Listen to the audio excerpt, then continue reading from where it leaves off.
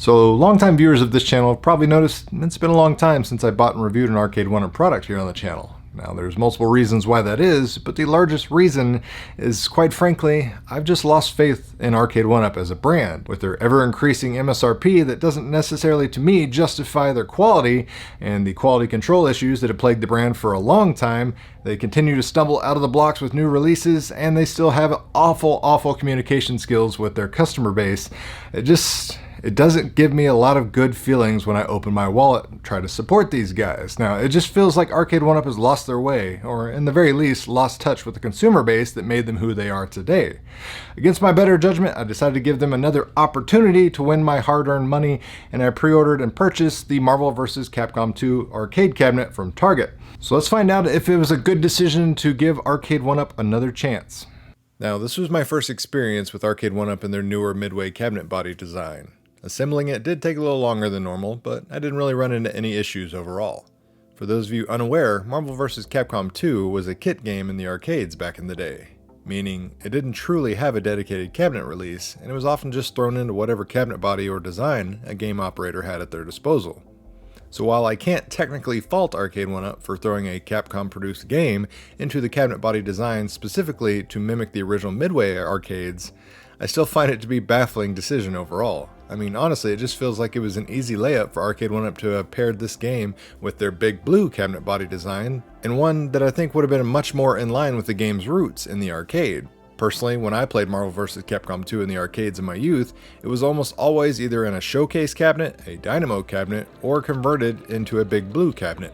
Never once did I see this game in a midway cabinet, and I highly doubt any others out there did either. That being said, I do like the midway cabinet body design over their older shark fin shape that they used for several years. Now, the artwork on this cabinet does look sharp and it isn't super pixelated or grainy. Subjectively though, I do wish the side artwork did feature a few more characters. Overall, it's just fine in the end, as there isn't any true cabinet side artwork to source the material from for Arcade1Up, and they didn't really have to stick by anything. Now, the light at Marquee isn't overly washed out and doesn't really suffer from any hotspots and has even lighting throughout, which is a good thing. However, with each new arcade release, it seems like every other one has an issue with a washed out Marquee, which makes you wonder why they can get it right for some machines, but not all. However, it does appear that Arcade1Up did not use a high-res image scan on their Marquee here, as there's noticeable image artifacts around the character heads and around the text that can be seen on their Marquee that are not present on a quality arcade translite like the one shown here. Now, the control panel here does suffer a known discomforting issue where the cabinet body panels sit just a tad bit higher than the control panel. This creates an uncomfortable lip that your hand will almost always brush against during gameplay. While one could try to argue that this lip is in line with the original full-size arcades that also had the same raised edge, that argument would immediately fall flat, as the full-size arcade control panels were wider and thus allowed a player's hands a little more breathing room, and didn't cause them to brush it into the side of the cabinet body while they were performing their moves with the joysticks and the buttons. Now, this issue can easily be remedied by MacGyvering some of the protective foam that came inside the Arcade1Up packaging, cutting it out and laying it underneath the control panel top, which would then raise the panel just enough to allow it to become flush with the cabinet body edges, thus producing a more comfortable gaming experience. I did immediately notice the improvement in quality of the joysticks on this machine over what Arcade1Up has used in years past. While it's still not the quality a serious fight game fan would still be satisfied with, it is at least a marginal improvement. However, the action buttons themselves are still the same mushy subpar buttons that the company has been using for years now. Do they work? Yes. Are they going to be good enough for a casual fan? Sure. But Marvel vs. Capcom 2 isn't really a game that is really for the casual fan. It's a game that has a very serious following, and players take their gameplay experiences incredibly serious with this game. So it just feels like a missed opportunity that Arcade1Up wouldn't want to offer better buttons to go with their new and improved joystick offerings here. Instead of giving this cabinet release the royal treatment it deserves, it feels like someone just said, that's going to be good enough. And for games like Pac-Man, good enough controls may very well be true, but for something where fast, precise movements are key, and a game where a fan base is not your average consumer, this just feels like corners were cut for increased profits. The monitor used in this machine is the really sharp-looking BOE branded monitors. Arcade1Up had used these in the past, but then all of a sudden started to source a different brand of monitors for some of their more recent releases. Those monitors had absolutely terrible side viewing angles and loads of washout issues. Fortunately, the BOE brand monitors don't suffer this issue and look great during gameplay. It should be noted though that while this monitor does look great, it is by no means a gaming monitor. Depending on how serious you take your fight games and how competitive you wish to be, you may be disappointed to know that this monitor has a response time of 14 milliseconds. A generally accepted rule of thumb for gaming monitors is anything with 5 milliseconds or below is considered good, and anything higher than 5 milliseconds, well, not so much. Now, if you're just a casual fan of the game series and you wouldn't consider yourself a die-hard player, then this monitor's higher response time isn't really something that's going to affect your enjoyment of this arcade game. However, it's those more seasoned fight game fans whom are looking for every advantage they can get in some of the most razor-thin fighting matchups that this would truly be relevant information. Let's talk about the gameplay experience for Marvel vs. Capcom II on this cabinet. Firstly, all the unlockable characters in the game are already accessible to you the moment you turn on the machine, which is great for the larger majority of players, though I'm sure there'll still be a select few still remaining that wanted to play through enough to manually unlock the characters themselves. There are a few gameplay settings options in the user interface that players can choose to utilize to personalize the game how they see fit. One of these options is to turn on or off the scanline filter that simulates the look of a classic CRT arcade monitor. While personally, I've never been one that cares for this sort of thing, I also know that I'm likely in the minority opinion on this one, which is why I'm disappointed to have to tell you that the moment scanlines are turned on for Marvel vs. Capcom II gameplay, there's an immediate bit of input lag that is noticeable to the player, meaning those who are looking to have the most authentic looking gameplay experience while playing Marvel vs. Capcom II, sadly, they end up having the worst experience due to the input lag.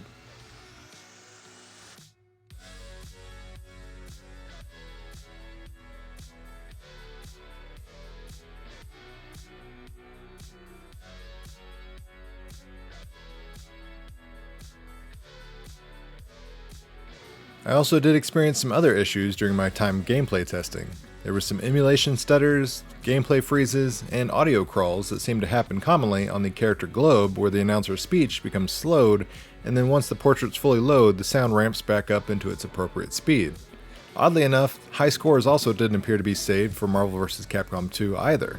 Though the high score saving feature works for all the other games on the cabinet, for whatever reason, it's not working on Marvel vs. Capcom 2. Also, I experienced a few instances of gameplay where the volume seemingly lowered itself on its own on a whim without me ever touching the volume rocker on the control panel. The in-game experience itself, without these quirks, is actually quite good. While it's not 100% arcade perfect, it is a very good emulation attempt in its own right that'll please most fans. Those looking for the absolute most accurate version of this game at home, though, may choose to save their money and just stick with the Dreamcast version of Marvel vs. Capcom 2. The largest and most concerning issue with this game, however, is its lack of advertised online gameplay. It says it on the freaking box, for crying out loud. In truth, this was one of the largest reasons I purchased the cabinet entirely. So for a person to spend all this money on a product with a well-advertised feature such as head-to-head online gameplay and it not to be available upon powering up the machine for the first time is incredibly discouraging and sets a horrible precedent for a company and its customers. It would be unthinkable for a company like Nintendo to sell you a new Mario game for $60 that promised you a specific new level to play, yet come to find out it's not even included in the game once you got it home. Yet Arcade1Up is essentially doing the exact same type of thing here for a $600 price point. To make matters worse is the constant lack of communication via official means from Arcade1Up. Meaning there's nothing on their website, social media, or even a little flyer insert inside the packaging of the arcade machine that paints any sort of time frame picture as to when online gameplay might become available for Marvel vs. Capcom 2. The only information available at the making of this video is just an extremely ambiguous coming soon notification on the game select menu. Coming soon could literally be tomorrow, it could be 8 months from now, which is extremely concerning since the product return window for this item is around 30 days for most retailers. Now, optimistically, I could simply sit back and play the games on this machine and have an enjoyable offline experience, or I could enjoy the online matchup with the other games that aren't Marvel vs. Capcom 2 while I wait for the online play to roll out. But to put things into perspective, Arcade1Up has a pretty lousy track record of releasing updates for their products in a timely manner. Now, if you look at their own website, they only list 2 updates in the year 2022 as a whole. Now I know for a fact they've released a few more updates than just those two, so that really just kind of harkens back to my previously mentioned issue with their horrible communication skills to their customers. And if we're going to use the most recent NFL Blitz Arcade1Up release as any indicator, a cabinet that made its way to consumers over a month ago from the making of this video, yet still does not have online play capabilities, well, if that's any indicator to Marvel vs. Capcom 2, well, things don't necessarily look good for a timely rollout of online play. Not to mention, we don't even know how it'll play and if it'll have any performance issues when it finally does roll out. It becomes rather clear that Arcade1Up chose to prioritize maximizing their sales for Q4 by releasing unfinished versions of Marvel vs. Capcom 2 and NFL Blitz cabinets, instead of holding those releases back until the cabinets were fully tested and ready to be released with fully functional online play, as was advertised. You wouldn't pay full price for a combo meal at McDonald's if they told you that you were going to get your French fries 45 days after you paid for them. So why would it be acceptable for Arcade1Up to take full payment for this release without delivering the full-fledged advertised experience? Simple. It's not acceptable. Marvel vs. Capcom 2 deserved to be handled better by Arcade1Up, and as consumers, you deserve better than what Arcade1Up is currently providing. I'm over. You lose.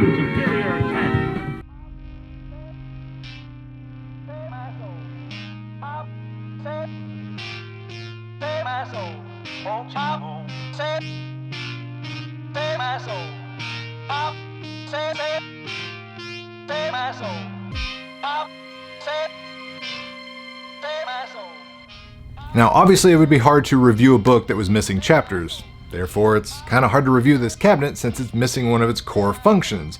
As it stands, if you're looking for online Marvel vs. Capcom 2 gameplay, it doesn't exist, so this is an awful option for you, specifically considering its full price. If you don't care about the online experience, and you're not an absolute die-hard Marvel vs. Capcom 2 player that knows every single in and out and detail about this, well then you're going to enjoy this cabinet.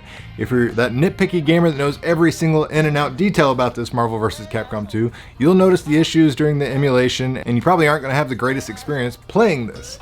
It just really boils down to what kind of gamer you are, what kind of experience you're looking for, and how you value your $600. If you think it's okay to pay a premium price for a product that isn't necessarily polished or fleshed out by the time it arrives at your doorstep, by all means, order this product. Quite frankly, this should have been the absolute crown jewel release of any Arcade1Up product to date.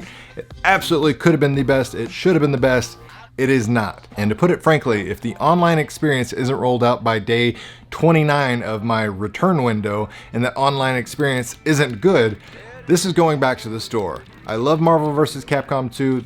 It provides a good offline experience, but that wasn't the experience I was paying up for.